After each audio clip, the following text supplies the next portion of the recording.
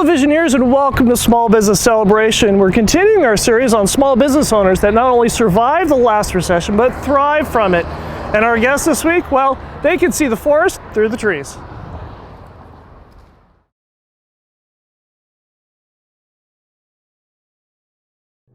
This is Small Business Celebration. Join us as we learn from successful business owners and successful business leaders about who they are, from where their business has grown, what they have learned, and where their successful business is going. I am your host, Michael I. Roberts, and we're going to learn something that you can use today to grow a strong and profitable business. Hello Visioneers, and welcome to Small Business Celebration. And our guest this week is Jere White, the owner of White Forest Nursery. Welcome to Small Business Celebration. Well, thank you very much. It's great to be here. And for those who don't know who you are, tell us who you are and what is it that you do. Fantastic. So there's two of you who probably do not know who I am. So my name is Jere White, and with my lovely wife Rita, I own White Forest Nursery. We've been doing this for about 56 years, so we've been here a time or two, and hopefully we have a great place for people to come, enjoy, and really have a good time. You are second generation. That is correct. Number two. You inherited this business from your parents, and what is the business like now that's different than when your parents first had it? It's significantly different. You know, when my parents bought this place, or they actually started it from scratch, and it was a great year because it was nice because it was a rainy year, and we'd had one of the first Butler buildings to be built in town, and it didn't get built on time. So the first winter, it was neat because they bought an old army tent, and since it was so nice and wet, it means that the water came through the north end of the tent and came right down the middle through the south end. It was beautiful. Automatic irrigation. Absolutely, didn't have to worry about a thing. The other thing about this site is we're on clay soil. Do you know what happens with clay soil? I believe it hardens and becomes like a brick. Yes, but in the wet weather, actually, you grow taller as you walk. And you tend to leave a pair of shoes or two behind. Shoes like glue in the mud. So the customers didn't mind too much at that time. So in all seriousness, what has changed is the consumer and the expectations of the consumers, no doubt about it. I mean, back 50, 60 years ago, it was assumed you're going to get dirty going in the nursery, you know, it's plants and it's dirt and that's about it. Right. But that's really evolved. The expectations of the consumer significantly changed. We better have a very clean environment, number one. We don't want to be dirty. Right. Even though we're in the soil, that's not dirty, that's soil, so it's different. Right. And we have expectations of having things that we want, that we're looking for, be there when we want them. So a little bit of a challenge trying to anticipate demand, to be able to provide the products and provide the information people need to be successful. And you've been doing this business for 57 years. Yeah, something like that. Give or take a month or week or year. That's right. There was one day I got to take off. That's one right. day. That one day. That's one day. Was that day in 2007? That was, no, 2007 was fine. It's when we got to the 2008 edge, that's it. What happened? Well, things stopped. What? I know, it was great because people no longer wanted gift items, all this stuff. No, we could not buy those. Right. People did not want any just flowering shrubs, but they did want edibles. And so this industry has really been great about that because we have many different aspects of it. So fruit trees, for example, and vegetables and that type of thing, in times that are tough, and we're not just talking 2007, 2008, or even now, at other times too, and people tend to move to that. Think the Victory Gardens from World War II and that type of thing. So this nation's always moved in times of stress or times of difficulty to that kind of thing. Okay. Is that one of the lessons that you learned prior to the 2008 recession and knew beforehand? So when you went into a recession like we're having now, to stock up more on plants and that are more edibles? Yes, and we saw a huge boom. I mean, it was a 4 to 5 times increase in demand. And so that's fine. So yes, we stocked up. We anticipated that more people will be wanting it. But that's for double demand. That's probably okay. Triple, maybe you get by. But you can get to 4 to 5 times, the supply chain breaks down. So you don't have stuff available. It's the thing is vegetables, for example. People just were goo-goo for vegetables this year, and they should be. Right. And the neat thing is that generation that had really not gotten into gardening is now, and they're hopefully enjoying the fruits of their labor. Ba-dum-bum. Yes. But the deal is, if indeed you can't anticipate that and the supply chain breaks down, then you don't have what you need all the time. So we were fortunate enough, we've been in a long time, was able to source from many different places and to be able to have supply when people wanted it. But a lot of other nurseries or garden centers in the United States did not. So let's talk about sourcing for a moment here, because this is something that often gets overlooked initially until you're in a panic situation where you're running out of things. How have you been able to develop those relationships with multiple vendors and multiple sources so that when you hit a panic, like the one that you're having right now, where you're having 300, 400% growth, which is a blessing and a curse? It is. I'm not complaining. It's just how did you do that? How did you figure out those sources so that you can get what you need so that your customers can be happy? Well, you know, that's a good question, and people in business ought to be listening to this because it's really important to be kind to your suppliers. I know lots and lots of businesses come in, hey, you know, you're a salesman, you're wasting my time. Right. That's not really true. They're offering you profit opportunities, and maybe you don't need it today, but you might need it tomorrow. Or you might need it in crisis times. You got to be able to draw on these sources. So we use companies that we use off and on to a much higher extent. And while they didn't have anything, a great deal anyway, they had something that somebody else did not have. So by sourcing to multiple different areas, we're able to have a diversity that kept the consumer happy. White Forest is a standalone business. Yes. It's not a chain. Right. That was the chain around the different thing. Gosh. But in order to have these sources, you have to also expand your network as far as connections. How have you done that so that you can call other nurseries and find out other sources that they're using, or how have you been able to find sources that you didn't know that you needed until now? Well, that's a great question, you know, and going from business to business, some industries really talk a lot between each other, and this industry is kind of hit and miss. In this town, we talk fairly well. I know some places, like in the Bay Area, that they'll have weekly meetings between all the owners and they'll talk about it. So that is a key. If you can develop those relationships, that's a big deal.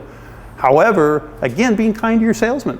You know, if indeed they've got too much demand for what they have supply, they're going to designate where to put that product. So if you're a guy that was really rude to them and you don't really want to talk to them and all that type of thing, and the time you really, I really need this, they're going to go. Exactly. And they did. And they did. Or they go through and they charge you 300% what they would have normally charged you. There could be that. Well, in the next segment, we're going to talk a little about things that you're doing right now that you're having the opportunity to do now that you haven't in the past. But before we do that, if Visionary Nation wanted to get in touch with you, how do they do that? They can come in and see me at White Forest Nursery. That's right, we're at 300 Morning Drive. We're right next to Foothill High School. Or you can give us a call at 661-366-6291 or email us at contact@whiteforestnursery.com. And that's something we should talk about later too, is about the email and the communication. So when we come back, we'll talk about that. Sounds good. Do you think you have a business that can't be sold in the age of COVID-19? How about the Noriega Hotel? Sold. How about Britt's Diesel and Automotive? Sold. How about Two Fat Sandwich franchise on Stockdale Highway? Sold. Turn your hard-earned business into gold by calling Sunbelt Business Brokers and Advisors at 661-323-2358 or visit them at their website at www.sunbeltnetwork.com/Bakersfield-CA, and don't let your business go to waste. Call Sunbelt Business Brokers and Advisors at 661-323-2358 today. We're here with Jere White, the owner of White Forest Nursery, and this business today is considerably different than when your parents first started the business. You know, How it so? really is. It's huge. It's night and day. Not only do people not tolerate their shoes being left in the mud like we talked about before, is the way that you interact with them is so much different. How so? Well, right now as the new generations come up, they're really technologically inclined. You know, the baby boomers who have been really the mainstay of this industry for years are getting older and they can't do it. And so the new millennials and XYZ and whatever you want to go generation is really focused on the technology. What's kind of neat about the COVID is that a lot of those individuals who were not introduced to growing and gardening and that type of thing in biology have found a lot of free time. And so they have gone into it. They started growing vegetables and fruit trees, and gee, gosh, wouldn't it be nice to have this flower in the way? And by the way, I'm out here and it's hot. Let's put a tree up. There's no air conditioning outside? It's amazing. You know, you can blow the wind. I've tried really hard. I've turned my air conditioning up in the building just full force, trying to cool it out. Doesn't work. No. PG&E's happy, but I'm not. So really, we have found that we need to communicate differently. And so where we have done newspaper in the past, not so much anymore. And we still do, by the way, but not to a greater extent, and the result is not the same. Right. And then down the road, it was emails. Emails, 5-10 years ago was a big deal. People opened their emails then. I know it's a new concept for our listeners and viewers, but it did happen once upon a time. Right. But really, that's more evolved into social media at this point. How so? Well, Facebook for sure. You know, the older generations kick the younger generation out of Facebook, so they're doing that now. And so that's where they're learning, they're communicating, they're actually interacting with their neighbors and friends, whether they be locally or, across the nation. Right. But, Instagram and all the new ones, TikTok, those things are up and coming, and they're going to be different. And in 3 years from now, it will be different from that. Right. But as a business, if we're not cognizant of that, if we're not keeping up with that kind of technology and we cannot communicate to our customers, then we're dead. Right. And the COVID really brought that to the front because people were sequestering, there's no doubt about it, and communication was difficult. Lots of different information. Yes, you're closed. Yes, you're open, and that type of thing. And then a few people would call and say, are you open? Right. Okay, it was 2000, but whatever. Well, as I recall, there was a line of cars down the block at one point. We were very fortunate. There's no doubt about it, because people did shift to this, and just getting the message out that we do have a safe environment. We got 5 acres here, Right. Social distancing, like gosh, what are you, about 100 feet away from me right about now? So, right. There's no problem. That's why we're not wearing a mask right now. Sure. But the thing is, just to let them know that we're open is a big deal. The second thing we did, we popped a lot of videos out of how to do and projects and that type of thing. What's never happened in the history of anybody can remember is the kids were home all year. Oh, great. This is a very long summer vacation we had here, and without summer school, by the way. Right. So finding projects that were safe, that were good learning experiences, that were really good for the kids, as well as the adults, because they tended to learn at the same time, by the way, was a big deal. And so we had projects on growing vegetables in a container. We had projects on growing an herb garden, on a salsa garden, a pizza garden. That brought a lot of interest. Somehow kids really love growing the pizza garden. But providing opportunities and being alert and being nimble to be able to find out what the environment was out there. And we did find that I observed that the psyche of our consumer changed very, very radically and rapidly. It went from, okay, this is no big deal, to, oh my goodness, don't breathe on me, to, okay, I'm okay, to, again, really, I'm really afraid. And they should be. I mean, there's lots of things to be concerned about. But we need to provide an opportunity for them to feel safe, to have something to do. Not only is it wonderful to do to get a project done, but we have for decades documented, the industry has documented, the advantages of the physical labor. It really brings a lot and does lots to your endorphins. More to your psyche. There's many doctors out there that garden because they're in a very high stress position. As you garden, there's this connection with the earth, connection with the soul. And it truly makes a difference. So when you're sitting there and you're social distance and you're sitting there and your psyche's going wacky, this is an industry that can help you out. One of the things that you're also doing is you're reaching out to the new millennial, XYZ, JK, LMNOP generations, and I think you got them all. And you're creating an app for those generations. And what does that app do, and why have you made it? Well, that's a great question. What's critical in this industry is for people to be successful. If somebody goes out and they put a plant in the ground and it dies, they're going to go, okay. Okay, yeah, a lot of the stores will refund your money and that type of thing. But if my vision, if my idea was to put 2 shade trees in the ground because I wanted to have a hammock stretched between them there, and even one of those shade trees dies, I got a brown thumb. Right. And I'll probably never do it again.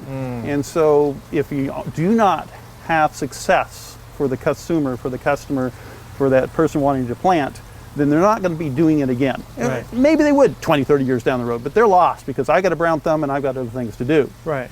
So what is really critical in this industry is to provide information to be successful. And so what's difficult about that is that, you know, the great generation and the baby boomers, they did gardening and they had passed along from their grandparents or parents and had an idea what to do. And I don't know about you, but in my kindergarten class, we grew a corn seed to watch things grow. Right.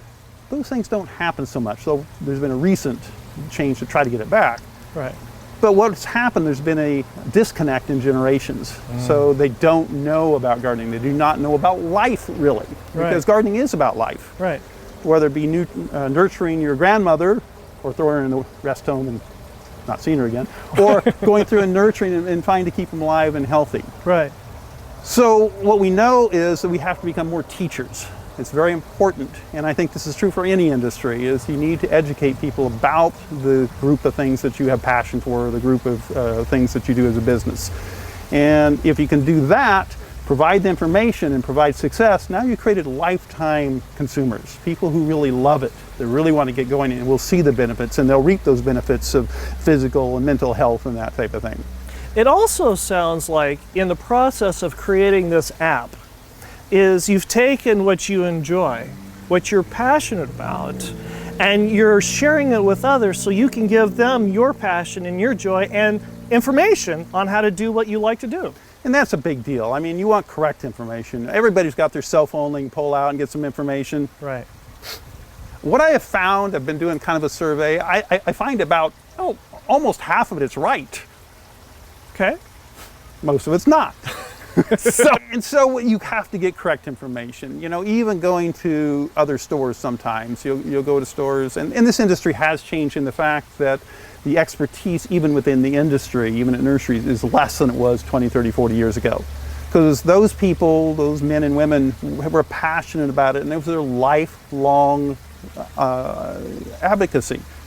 Well, I don't know very many lifelong advocacies out there anymore. And, you know, typical job is about 1.5 years, 2 years, and you're going and jumping, and that's just the way it happens. So this industry is a little different in that it's very technically oriented. It doesn't seem like it's difficult to take a little cutting, stick it in the ground, and go on and sell that. That's all there is to do, by the way. Right. No. Along with that, maybe the biology in the soil. You know, this is things that we didn't know about 30, 40 years ago. And that's what a company that we spun off called Green as It Gets is all about, is providing opportunity, taking those variables out of the equation. So I'm an engineer. My wife really loves that, by the way. You can ask her. But you know, if I can remove the variables so I can make people successful, then I know what we'll do is that we'll get lifelong gardeners and people that can really have those benefits that are there. What's the name of the app so Visioneer Nation can? It's called Planting Pals, plantingpal.com. Plantingpals.com, okay. And what Planting Pal, singular, does for you is that it takes those variables out. So here's how it works. When you go to a store, you're buying plants online or whatever, you can just go to plantingpal.com and then you pick the nursery that you're close to or the participating sponsor on it there. And you put in the quantity of each plant size you have. So I've got 3 1-gallon sizes and a couple 5 gallons. You put those in and hit next, and out comes the shopping list. Tells you the things that are necessary to make those plants thrive and be successful. More than that is, I don't know about you, but I've done a whole lot of research on this, and I'll tell everybody how to do it. You know, you dig your hole twice as wide, twice as deep. You want to make sure you mix in the soil and you give it in, and you put in the planting mix, and you know what they hear? What? Yes. So if I ask them about it within about 30 seconds, I get pretty good return, and it's fairly close. I wait about 5 minutes, and it's garbled. And by the time they go out the gate, they've forgotten it all. Oh no, they still have 10%. Oh, okay. Envision Your Nation, go visit plantingpal.com to get more information on this. And I'll bet you didn't know that Jere was once on TV. And we'll explore some more of that when we come right back. Can you believe our 100th episode is right around the corner? Neither can I. But who would you like to see as our guest here on Small Business Celebration's 100th episode? Well, if you've got a thought, leave their name in the comment section below, and your guest of your choice could be here on Small Business Celebration for our 100th episode. So leave your thoughts in the comment section below, and who knows, your guest could be our guest here on Small Business Celebration's 100th episode. We're here with Jere White, the owner of White Forest Nursery, and I understand you have a voice for radio. That's right, Doc. You know, we did lots with the radio. So we had a radio show for about 14 years. You know, it was the Garden Party radio show. What did you guys talk about? All things gardening. Okay. No, it was a call-in radio show. And so people called garden questions and we were there to answer. And it's interesting because you have to become familiar with the various areas of the United States or around the world for that matter. We had people call from Japan, from Hawaii, throughout the Midwest, and we were a regionally syndicated show. So we talked to lots and thousands of folks at a time. But the key was to keep interest. You know, it was a show. We wanted to be something that would be interactive, number one. The people would learn, yes, but it's still got to be interesting. And you want something that you don't become the cure for insomnia. That was the number one thing. Right. And it was really neat. So what it did teach me was the ability to ask the right questions. I could not see their problem. I wasn't experienced with their problem. I did not know what they had because they were just calling it blindly. I didn't have any prompts. Right. So you had to be able to inquire, you know, what's your problem, what plant it is, and people don't know. Right. So if you don't bring that out, you can't give the proper diagnosis and to make, again, those people successful. Sure. This current COVID situation was a big lesson for you here at the nursery. What is the big takeaway so far that has fundamentally changed the way you do business? You know, that's a great question, and it's something as business people we all need to understand. We have to be very sensitive to our clients' disposition, to their needs, to how they want to do business. So there's many people, even today, even this is what, 5 months after onset or so, and people today still, I have talked to people that have not gotten out of their house for 5 months. So I don't know about you, but my mental psyche would be a little bit off if that was the case. It definitely becomes skewed. So they become a lot more reactive, a lot more demanding, because they are very, very sensitive. I had somebody, and so we learned to do phone orders, we learned to do curbside pickups, no-touch type deliveries. And even with all that effort, and we put out emails and videos and everything to make people aware that that was available, but even with all that effort, people still don't get the message. Just a couple days ago, I had somebody come in and they did a call for a curbside pickup, and you know, we brought the tree out, we had the payment done, we had everything done, and we set it in the pickup zone, and they came in and waited. Didn't call, didn't send anybody, we didn't know they were there, and they were just absolutely upset after about 15 minutes that we did not take care of them properly. Well, you know, you didn't know they were there. Didn't know they're there. Can't do anything about it. Right. So what that brings to light is the attitude of the consumer. You have to know what they want, whether it be a nursery business or whether it be the laundry or whether it be the restaurant, whatever. You've got to change. And those that do not will not be here months from now, years from now. Including the nurseries that chose to close. And that was a big deal. You know, back at the start of COVID-19, we were kind of an unusual industry in that we were not on the essentials list, and we weren't on the one to close. So we were right in the cracks. Right. And so we were lobbying and talking to congressmen and senators and that type of thing, saying, hey, wait a minute, you know, we got all this edible stuff that's going to help and people, it's a safe thing to do and people home. And so we didn't know what to do, and a lot of nurseries chose to close during that period of time. Well, I'm not on the essentials list, so I should not be here. Well, that was a disservice to that consumer. It was certainly a disservice to that business because people did get out. It was one of the very few things that was safe to do and great for in many different aspects. Right. Increasing the value of your home, not even on the lease types of things, right, you know, right. it's a big deal. So you gotta be sensitive and try to work for it. And those were days of 15, 18 hours, 7 days a week. You had to be able to do it because people's sentiment changed within about every 10 days. I could feel a difference. I could feel the wave change, and we had to react and do something different. Now, we should be doing that in other times too, right? Maybe not quite so rapidly, right? But a lot of businesses get set in their ways. This is the way we does business. This is the way we always goes to do it.